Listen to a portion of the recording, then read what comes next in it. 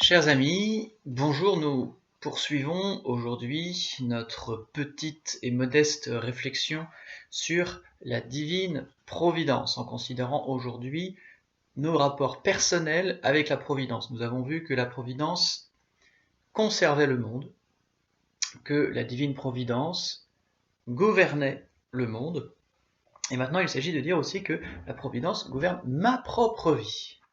Ma propre vie est dirigée d'une certaine manière par la providence. Et je vous invitais la dernière fois à faire un petit retour sur votre propre vie et à considérer dans votre vie à quel point la providence avait eu son rôle, à quel point la providence avait vraiment dirigé votre vie pour la mener vers le bien.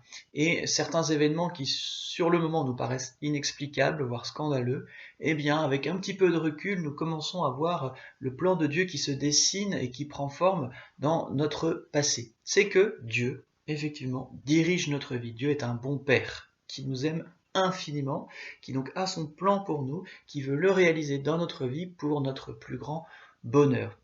Et donc tout ce qui arrive dans notre vie, absolument tout, sans exception, est soit voulu positivement par Dieu, soit permis par Dieu, toujours pour un plus grand bien, toujours. Dieu s'occupe de nous. Nous n'avons donc pas à nous inquiéter. Alors, mais on pourrait se dire, mais dans ce cas, ne suis-je qu'un pion sur l'échiquier de Dieu? Est-ce que finalement, où est ma liberté là-dedans? Eh bien, la Providence, dans son gouvernement, prend en compte notre liberté. C'est-à-dire que le plan de Dieu prend en compte notre liberté, et ce plan se réalise avec notre liberté, par notre liberté, parce que Dieu nous a créés libres. Nous ne sommes pas des marionnettes, sinon ce serait pour Dieu comme se renier. L'homme est créé à l'image de Dieu, donc libre, et Dieu ne reprend pas d'une main ce qu'il a donné de l'autre. Les dons de Dieu sont sans repentance, comme dit saint Paul. Donc, alors évidemment, l'accord de la liberté et de la science et de la puissance de Dieu est quelque chose d'assez assez mystérieux. Tout ce que l'on sait, c'est que Dieu gouverne notre vie, mais que Dieu le fait en respectant notre liberté, à la différence bien sûr des animaux ou des êtres irraisonnables qui n'ont pas leur propre liberté et donc qui sont gouvernés directement par Dieu. La pierre, si elle tombe de la montagne, eh bien elle tombe, elle suit les lois de la gravité, elle n'a aucun moyen de faire autrement. En revanche, nous pouvons diriger notre propre vie, ce qui implique un certain devoir de notre part, de faire tout ce qui dépend de nous pour que les choses aillent bien. Ça veut dire, bien, la providence de Dieu s'occupe de moi, donc je n'ai plus rien à faire. Le fait que Dieu s'occupe de sa création, le fait que Dieu s'occupe de moi, ne m'autorise pas à me tourner les pouces pour laisser le champ libre à la providence. Et d'ailleurs, on voit bien que les saints, quand ils ont quelque chose à faire, ils ne se contentent pas de prier, ils font tout ce qui est dans leur pouvoir pour que ce qu'ils ont à faire marche bien. Entre 1000 exemples, Saint Louis, quand Saint Louis part à la croisade, eh bien, il ne part pas comme ça, à la va comme je te pousse, en se disant, on verra bien. Non, Saint Louis, il prépare minutieusement sa croisade. Aide-toi, et le ciel t'aidera. Dieu veut réaliser son plan, ses desseins, à travers les créatures. Et c'est bien ce que dit Sainte Jeanne d'Arc, les hommes d'armes batailleront, et Dieu donnera la victoire. Ces juges lui disent, mais qu'est-ce que Dieu a besoin d'une armée pour délivrer la France, s'il veut délivrer la France? Eh bien, Sainte Jeanne d'Arc le dit fort bien, les hommes d'armes batailleront, et Dieu donnera la victoire. Donc, la providence n'exclut pas notre concours. Elle n'exclut pas non plus notre prière, évidemment. Dieu, en effet, a voulu que nous obtenions des biens par la prière. Il ne veut pas seulement ceci ou cela, il veut que tel effet soit produit par notre prière. Prier pour ne pas entrer en tentation, c'est bien ce que dit notre Seigneur. C'est-à-dire que Dieu ne veut pas que nous entrions, c'est-à-dire que nous cédions à la tentation, et donc pour que cet effet de préservation de la tentation soit réalisé, il veut que nous prions. La prière fait aussi partie du plan de la providence, donc il ne sert à rien de dire ça ne sert à rien de prier parce que si Dieu veut quelque chose, ça se fera. Pas forcément, parce que Dieu peut vouloir que cette chose soit obtenue justement par notre prière. Comme dit saint Jean Chrysostome, celui qui prie a les mains sur le gouvernail du monde. Très belle expression, celui qui prie a les mains sur le gouvernail du monde. Donc par la prière comme par l'action, nous sommes associés à l'œuvre de Dieu, spécialement conserver et gouverner le monde. Dieu nous fait donc participer à son œuvre de providence.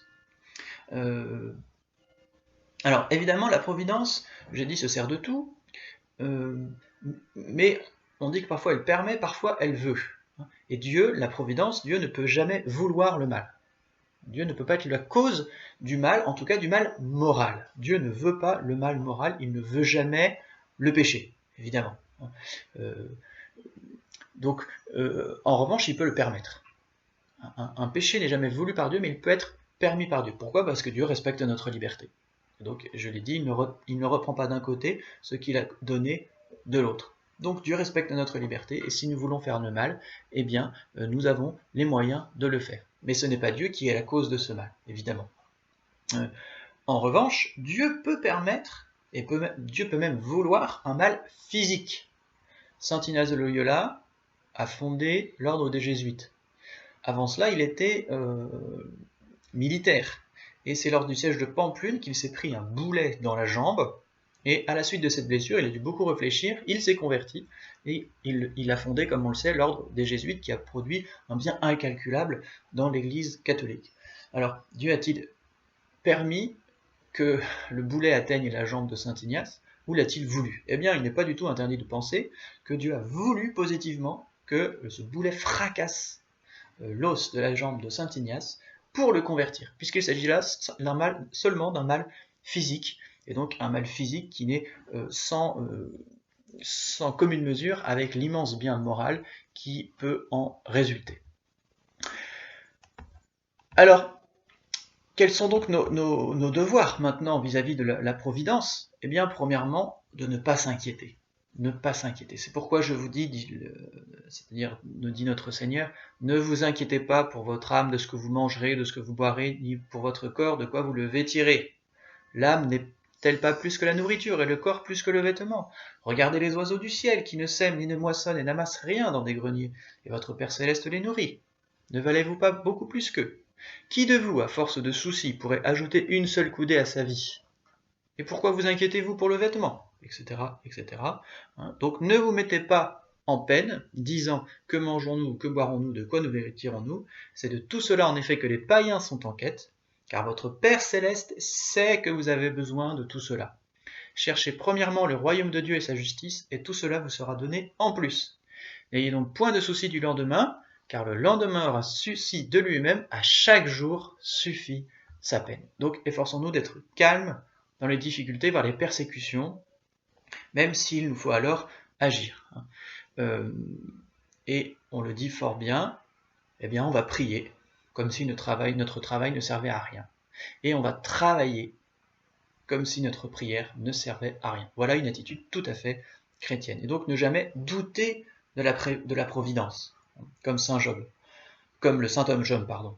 Job, le Seigneur a donné, le Seigneur a repris, que le saint nom de Dieu soit béni. Je bénirai le Seigneur en tout temps, sa louange sans cesse à mes lèvres.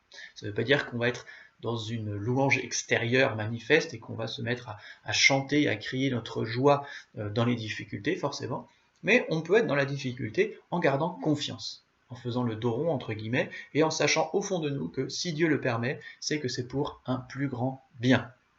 Comme les disciples dans la barque, voilà, nous sommes dans une barque avec le bon Dieu. Et si on est avec le bon Dieu, on est tranquille, la barque, le gouvernail de la barque est dans de bonnes mains.